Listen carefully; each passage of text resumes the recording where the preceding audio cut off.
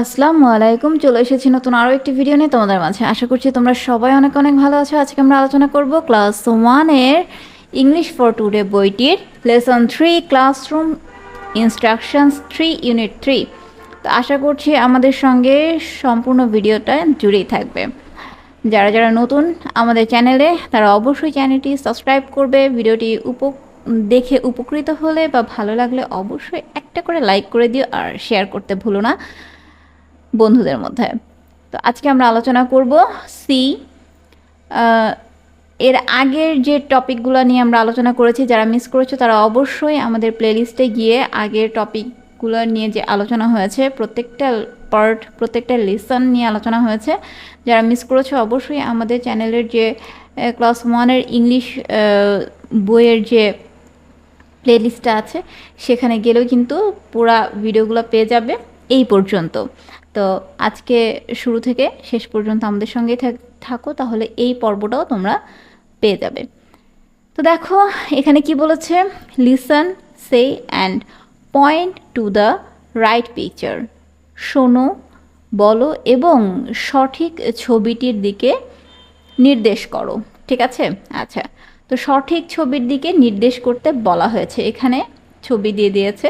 তো দেখো এখানে ফার্স্টে কি লিখেছে, লুক অ্যাট দ্য পিকচার, ছবিটির দিকে দেখো।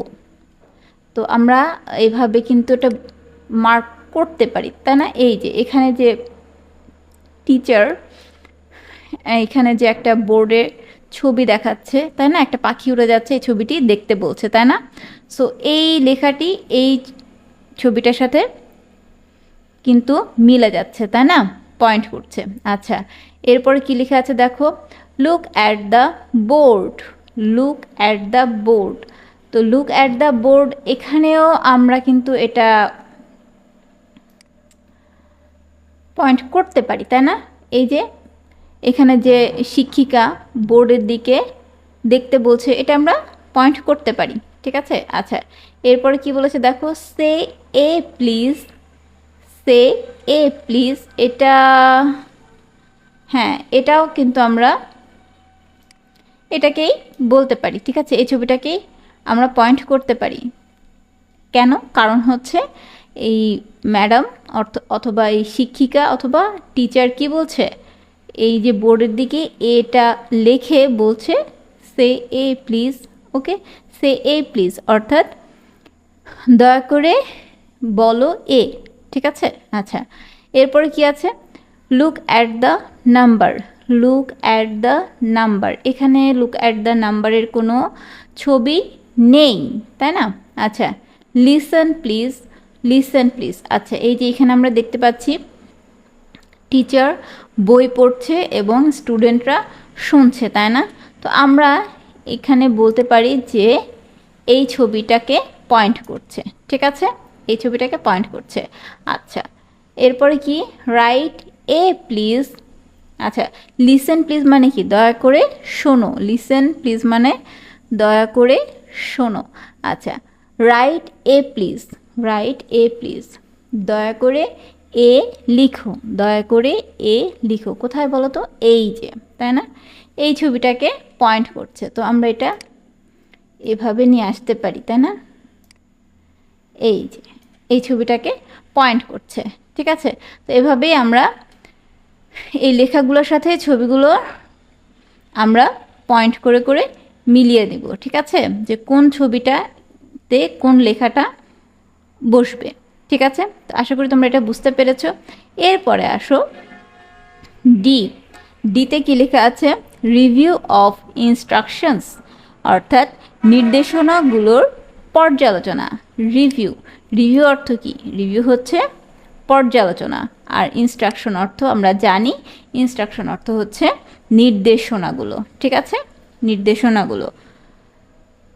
আচ্ছা,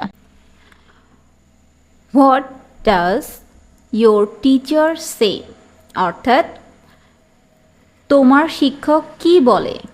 হোয়েন যখন, এখানে এস অথবা হি দেওয়া, তোমরা দেখতে পাচ্ছ এখানে একটা স্ল্যাশ দেওয়া আছে, তাই না? এটার অর্থ কি? এটার অর্থ হচ্ছে যদি টিচার ম্যাম হয়ে থাকে তাহলে আমরা কি বলবো, শি বলবো।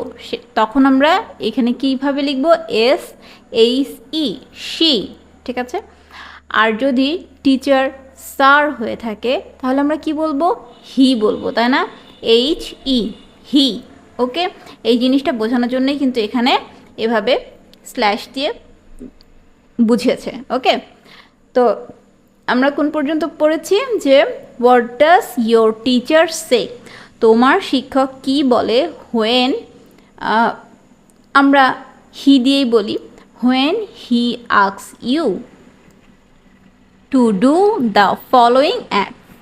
আচ্ছা, যখন সে তোমাকে জিজ্ঞাসা করে নিচের অভিনয়গুলো করতে, নিচের অভিনয়গুলো করতে কোনগুলো, এই যে এইগুলো, ঠিক আছে, এই অভিনয়গুলো যখন সে তোমাকে করতে বলে তখন সে তোমাকে কি বলে করতে বলে।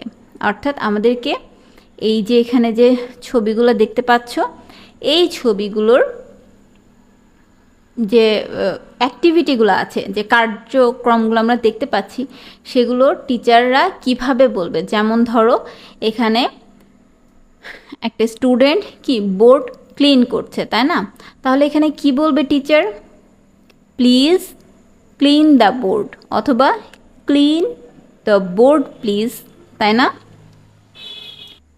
তাহলে এখানে কি হবে, ক্লিন দ্য বোর্ড প্লিজ, তাই না, দয়া করে বোর্ড পরিষ্কার করো, ঠিক আছে। এভাবেই আমরা বাকিগুলো দেখে নিব কি লেখা যায়, কি বলতে পারে আমাদের শিক্ষক। ওকে, তো চলো একবারে এটা আমরা দেখে নেই। এই যে 2 নম্বরে আছে ক্লোজ ইয়োর বুক প্লিজ, ঠিক আছে। 3 নম্বরে আছে ওপেন ইয়োর বুক প্লিজ। 4 নম্বরে আছে সিট ডাউন প্লিজ, ঠিক আছে। 5 নম্বরে আছে স্ট্যান্ড আপ প্লিজ।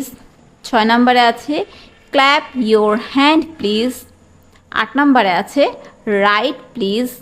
ওকে, তো এগুলোর বাংলা অর্থটাও আমি বলে দিচ্ছি। ক্লিন দ্য বোর্ড প্লিজ, দয়া করে বোর্ডটি পরিষ্কার করো। ক্লোজ ইয়োর বুক প্লিজ, দয়া করে তোমার বইটি বন্ধ করো। ওপেন ইয়োর বুক প্লিজ, দয়া করে তোমার বইটি খোলো। সিট ডাউন প্লিজ, দয়া করে বসো।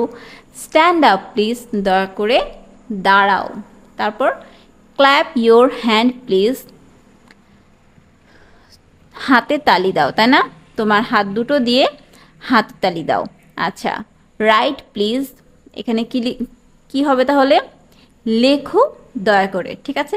তো এখানে একটা করে কমা হবে, তাই না, কমাটা দিয়ে দেই, এই যে